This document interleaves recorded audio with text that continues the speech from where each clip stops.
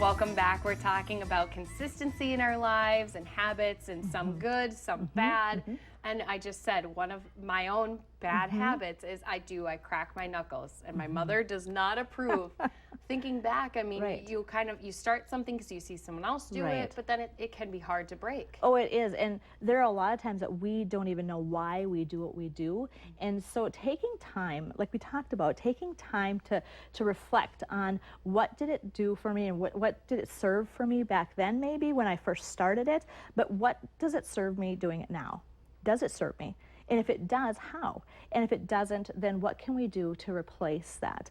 Something I just read recently is really, I think something that made sense is someone wrote in an article that if you want to try to break a habit, do it when you're on vacation, because you're out of your routine. And when you're out of your routine, then it makes it easier to implement something new versus trying to put it into your routine. And it seems a little bit easier to do it that way. So I thought that was kind of interesting to try to do it when you're on vacation, when things are different all the time. I guess I need a vacation then. That's I think I just heard her say That's go what on you heard on vacation. TV today, go on vacation. But it really does take some time to stop and think about, okay, what are my good habits, what are my bad, and as you said, kind of going through, do I want to keep these Right, habits? and where do we want to go? Not all habits are bad. There are good things that happen. But something I hear people say often is that it takes 21 days to form a new habit. One of the things within that is, I think when we put ourselves in a block of everyone does this and everyone does that, we don't do and look at what we can do ourselves. So if you take a look at, if you were told by your doctor you're going to have a heart attack if you eat this again, or you're going to have a heart attack or get cancer if you smoke again, well, I can tell you, you're going to have breaking that habit happen right away, right? You're not going to wait the 21 days. So really take a look at yourself and who you are and what you want to do and the benefits that comes from for you, knowing why you want to do this. How is it going to work in your life?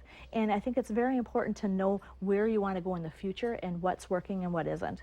And I think then that forms that consistency that will just help you be more successful in your everyday life too.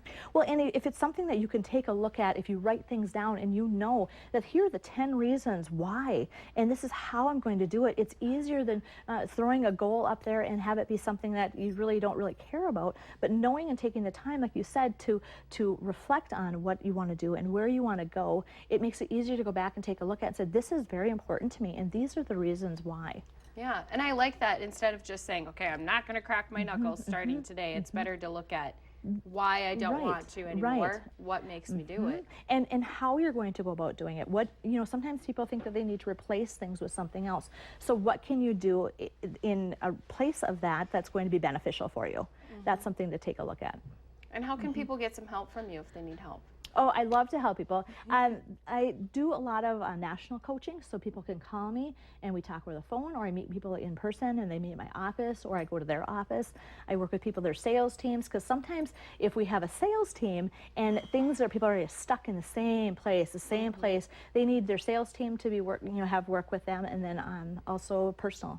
Yeah. She's going to go on vacation with me too. That's how we're going to go break my bad habits. Thank you, Mitzi. Yes, it was great.